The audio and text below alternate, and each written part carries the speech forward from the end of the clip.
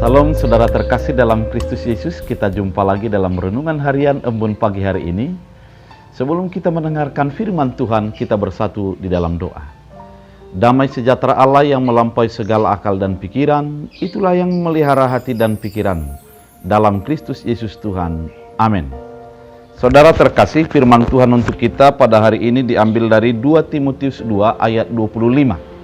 Dalam bahasa Batak Angkola dikatakan demikian.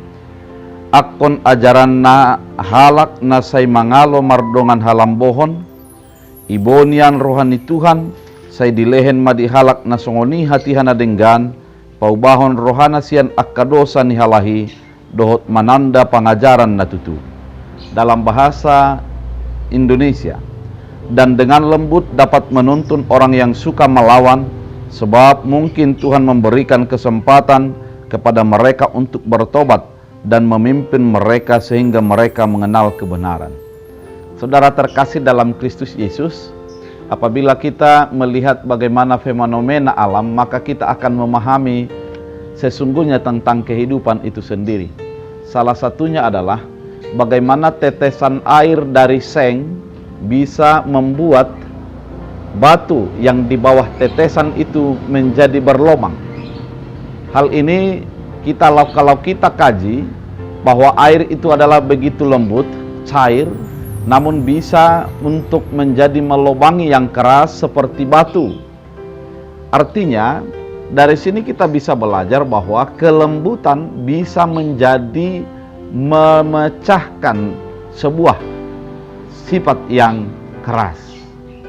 Sifat yang lembut diajak oleh firman Tuhan pada saat ini dalam kehidupan kita.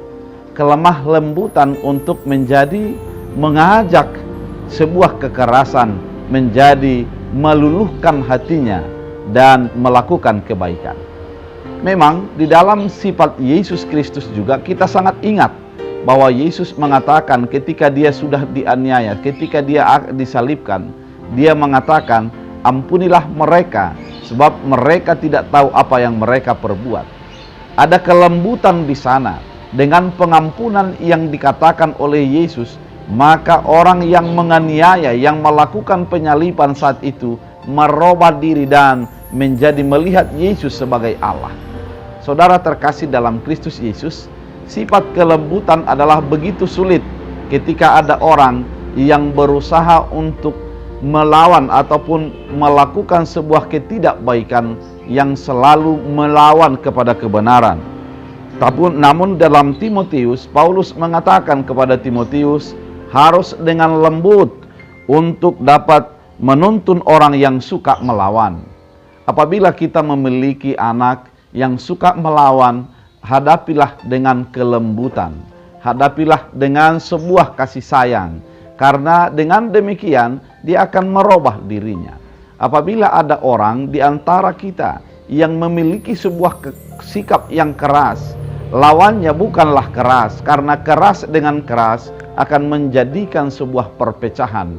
Namun kelembutan akan merubah dan memberikan kesempatan kepadanya untuk menjadi merubah sikap dan kehidupannya.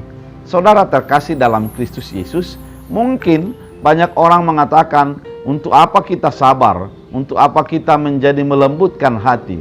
Namun ternyata kelembutan itu tidak bisa dikalahkan oleh kekerasan. Namun kelembutan akan mengalahkan sebuah sikap yang keras. Dan pada firman Tuhan dikatakan, sebab mungkin Tuhan memberikan kesempatan kepada mereka untuk bertobat dan memimpin mereka sehingga mereka mengenal kebenaran. Ketika banyak orang yang mengeraskan hatinya untuk mengenal Yesus Kristus, sifat yang dilakukan adalah kelembutan. Ketika sebuah perjalanan keberimanan, perjalanan kekristenan kita dihadapkan dengan sebuah kesulitan-kesulitan, sifat yang diajarkan oleh firman Tuhan bagi kita adalah dengan lemah lembut, dengan ketenangan, dengan kebaikan untuk tetap menghadapinya. Oleh karena itu, saudara terkasih dalam Kristus Yesus, tanamkanlah kelembutan dalam dirimu, karena kelembutan itu akan menjadikan sebuah kebaikan untuk menghadapi sebuah ketidakbaikan. Oleh karena itu, saudara terkasih dalam Kristus Yesus, Mari dengan lemah lembut untuk menuntun orang-orang yang ada di dalam sekitar kehidupan kita.